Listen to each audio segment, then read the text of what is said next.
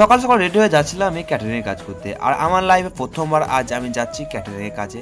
তো তোমার সাথে একটু শেয়ার করে আজ কি কি হলো আমার সাথে। টোটো করে রেল গেট ধানবাড়ি পেরিয়ে চলে আসে আমরা প্যান্ডেলের গেটের সামনে। আর ওখানে গিয়ে বাসনগুলো টোটো থেকে নামিয়ে নিই, তারপর নিয়ে চলে যাই প্যান্ডেলের সামনে। আর তারপর আমরা চলে যাই একটু ঘুরতে। আর ঘোরা হয়ে গেলে আমরা চলে আসি প্যান্ডেলে এসে আমরা চেয়ার টেবিলগুলো সাজিয়ে নিই। আর সামাদ ভাইকে তো অবশ্যই অনেক জনাই চেনো, কারণ ও ভিডিও বানায়। আর এই ভাইটি আমার অনেক হেল্প করেছে। আর এদিকে লুচি চাকা হচ্ছিল, আর তারপর থেকে গ্রামের লোক এসে বসে বসে চেয়ার টেবিলে।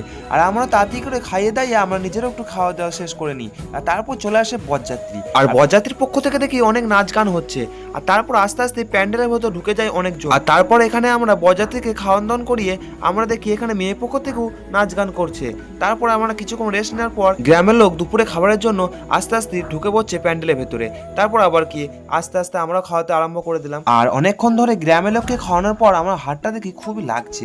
তারপর গ্রামের লোককে খাওয়ানোর পর বসে পড়ে বরযাত্রী। আর বরযাত্রীকে খাওয়ানোর পর আমরা নিজেরা মুখ হাত ধুয়ে এসে বসে পড়ি খাবারের জন্য। আর ক্যাটারিং মানেই হলো সবার লাস্টে খাওয়া দাওয়া, আশা করি এটা সবাই জানো।